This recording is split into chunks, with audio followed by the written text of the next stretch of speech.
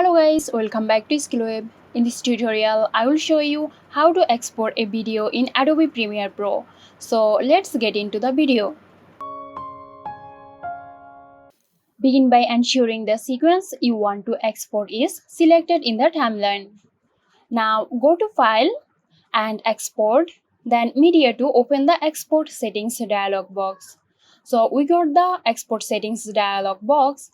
Now from here, in the Export Settings dialog box, select a format like H.264 and a preset for YouTube or whatever you want to.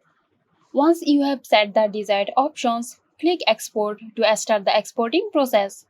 So as you see, our video is exported. Hope this video helped you out. If you found this video helpful, give us a like and subscribe to our channel for more interesting videos. This video is sponsored by Xirosoft. Xirosoft offers graphic design, UI UX design, digital marketing and web development. Elevate your brand with Xirosoft today. For more details, check the description box.